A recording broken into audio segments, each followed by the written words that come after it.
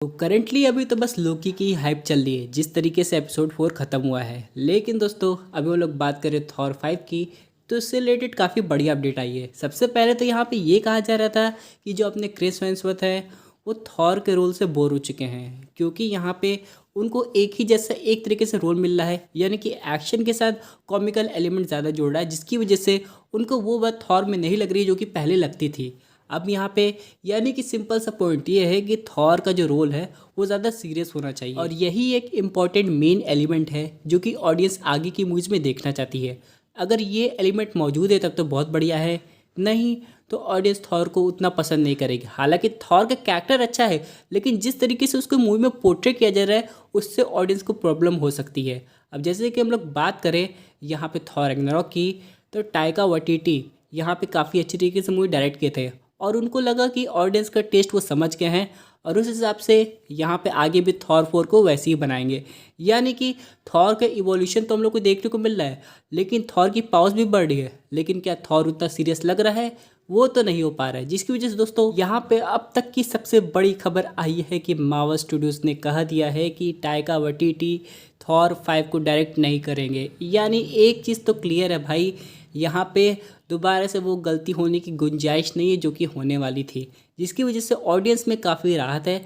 लेकिन इसके विलन कौन होगी, क्या स्टोरी लाइन होगी, मल्टीवर्स का कॉन्सेप्ट होगा कि नहीं, थॉर लोकी से मिलेगा कि नहीं, यही आज सब हम लोग समझने की कोशिश करेंगे। दोस्तों कंप्लीट वीडियो को स्टार्ट करने से पहले आप लोग कर दीजिए वीडियो को लाइक, और कमेंट करके ये बताइए कि आपको अभी कौन ज़्यादा पसंद आता है, थॉर की लोकी। बड़ा मुश्किल क्वेश्चन है, देखते कितने मार्वल फैंस जवाब दे पाते हैं। साथ ही साथ जो लोग मेरे चैनल पर नए, चैनल को सब्सक्राइब करके हमारी कॉमिक बुक टॉक्स फैमिली का हिस्सा बन जाइए। तो दोस्तों हम लोग शुरुआत करते हैं बिल्कुल नए अपडेट से।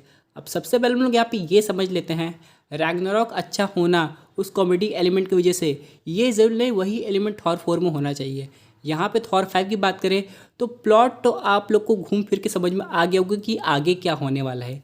यानी कि ज़्यूस को चाहिए अपना बदला, और वो हर हाल में अपना बदला ले कर रहेगा, थॉर को सबक सिखा कर रहेगा, हरकुलिस को भेज कर रहेगा।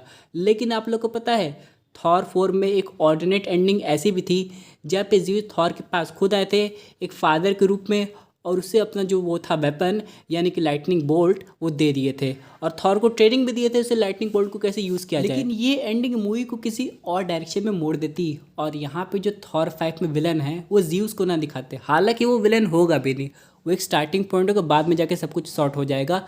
क्योंकि दोस्तों हम लोग बात करें थॉर और हरकुलिस की, तो ये लोग भाई जब एक साथ होते हैं तो हंसी मजाक तो होता ही है, लेकिन बहुत तोड़ फोड़ भी होता है। एक बार थॉर और हरकुलिस पंजे लड़ा रहे थे, और उस पंजे से इतना ज़्यादा आवाज़ या वाइब्रेशन हुआ कि अर्थक्वेक आने लगा था।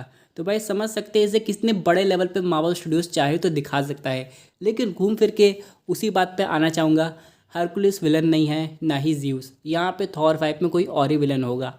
हालांकि हेला की वापसी हो सकती है, बहुत लोग माने वो अब भी ज़िंदा है, लेकिन अगर इसमें सिंपल से एक मल्टीवर्स का एलिमेंट जोड़ दिया जाए तो बहुत कुछ हो सकता है। वैसे ये चांस मार्वल स्टूडियोज़ के पास थॉर 4 में भी था, जहाँ थॉर अलग अलग वेरिएंट को लाता और वो लोग गॉड द गॉड बुचर को डिफीट करने की कोशिश करते हैं, लेकिन उन्होंने वो मौका गंवा दिया, या फिर वो एक तरीके से सही की, क्योंकि अभी भी ऑडियंस मल्टीवर्स को पूरी तरह समझ नहीं पाई है। ऊपर से लोकी के कुछ एपिसोड बचे हैं जिसमें मल्टीवर्स का कॉन्सेप्ट और क्लियर होगा। लेकिन अगर यहाँ पे कैंग को ही लाइमलाइट में रखना है, जैसे कि कहा जा रहा है कि द मार्वल्स में भी हम लोग को कैंग का एंड में छोटा मोटा केमियो देखने को मिलने वाला है, तो क्यों ना दोस्तों थॉर में भी कैंग को ही विलन बना दिया जाए, या फिर उसके एक वेरिएंट को। ऐसी पॉसिबिलिटी बनती है। लेकिन अगर हम लोग कॉमिक्स पढ़ेंगे तो यहाँ पे आप लोग को दर्जन विलन मिल जाएंगे जो कि अभी तक मार्वल सिनेमैटिक यूनिवर्स में आए नहीं है और थॉर का सामना कर सकते हैं। लेकिन यहाँ पे एमसीयू अपनी स्टोरी लाइन और अपने कुछ नए कैरेक्टर के लिए फेमस है, जिसकी वजह से वो उसे काफ़ी इंटरेस्टिंग बनाता है। अब जैसे कि अगर हम लोग कॉमिक्स में ही जाएंगे तो यहाँ पे तो थॉर के विलन्स को लाया जा सकता है, लेकिन हम लोग 3 ऑप्शन लेके चल रहे हैं। आखिरी ऑप्शन आप सबको हैरान कर देगा। सबसे पहला ऑप्शन है भाई हेला का। अब यहाँ पे ये जो हेला है ये अपने करंट यूनिवर्स की हो सकती है, जो किसी तरह काफ़ी लंबे समय तक बेहोश थी गैलेक्टस की तरह, लेकिन जब उसकी बेहोशी से आंखें हटी यानी कि उसकी नींद खुल गई, तब यहाँ पे वो वापस आई है थॉर से बदला लेने के लिए। और ये काम पहली बार वो अकेले नहीं करेगी, बल्कि यहाँ पे उसके साथ खुद ज़्यूस देने वाले हैं, जिसकी वजह से यहाँ पे थॉर के लिए काफ़ी बड़ी प्रॉब्लम फेस हो सकती है। लेकिन बाद में हेलाई एक ऐसी विलेन हो सकती है जो कि थॉर के पूरे पोटेंशियल को अनलॉक करने में मदद करे। यानी दोस्तों हम लोग को पता है कि ओडिन फोर्स कितनी पावरफुल चीज़ है, जिसकी वजह से ओडिन जब भी किसी के सामने आते हैं, सामने वाले का क्या हाल होता है आप सब लोग जानते हैं। लेकिन थॉर के पास अभी तक वो पावर नहीं आई है। हालांकि एक सिंपल कॉन्सेप्ट की बात करें, एसगार्डियन जितने बूढ़े होंगे उतनी ज़्यादा उनकी पावर्स बढ़ेगी। आप लोग को याद होगा एक बार एवेंजर्स असेंबल जो कार्टून दिखाया जा रहा है, वहाँ पे थैनोस ने टाइम स्टोन का यूज़ सब पे कर दिया था।